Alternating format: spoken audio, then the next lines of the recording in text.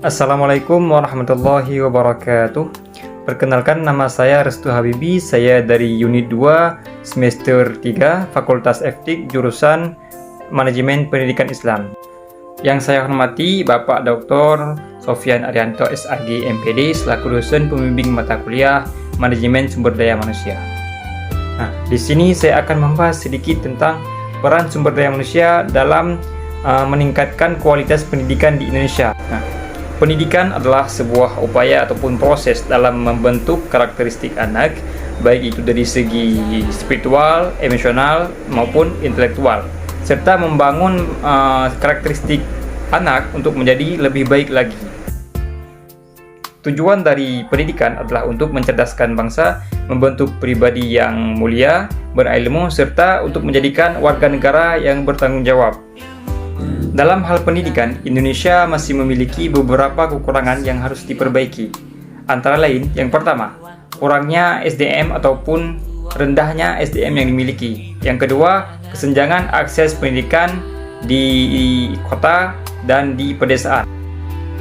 Dalam upaya ataupun proses untuk meningkatkan kualitas pendidikan di Indonesia, ada beberapa hal yang harus diperhatikan. Yang pertama, sebagai penggerak utama sistem pendidikan.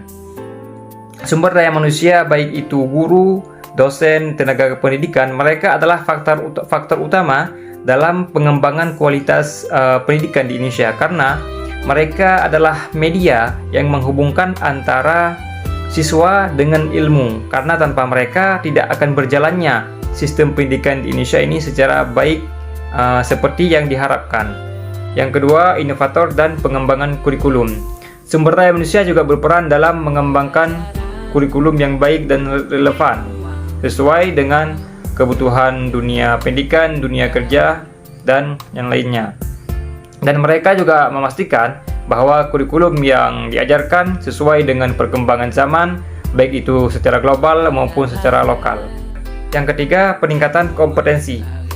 Peningkatan kompetensi di sini seperti memberikan pelatihan kepada guru ataupun tenaga pendidik, dosen, dan lain-lain, agar mereka memiliki keterampilan dalam mengajar yang efektif, kreatif, dan inovatif.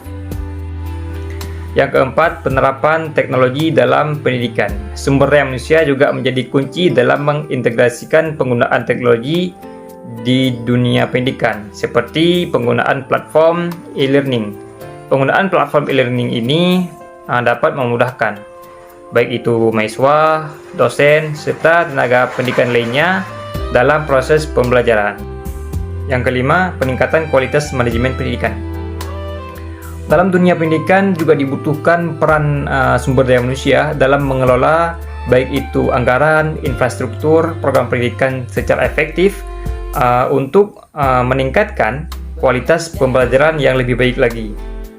Yang keenam, pembentukan moral dan etika. Sumber daya manusia berperan juga dalam membentuk moral, etika yang baik kepada siswa maupun mahasiswa. Karena itu dapat menjadikan siswa tersebut memiliki integritas dan rasa bertanggung jawab. Yang ketujuh, kolaborator dengan pemangku kepentingan. Sumber daya manusia juga berperan dalam menjalin kemitraan, baik itu dengan pemerintah, swasta, masyarakat, dalam pengembangan pendidikan melalui program-program yang berkelanjutan. Nah, dari peran-peran tersebut dapat disimpulkan bahwa sumber daya manusia adalah faktor utama untuk meningkatkan kualitas pendidikan di Indonesia.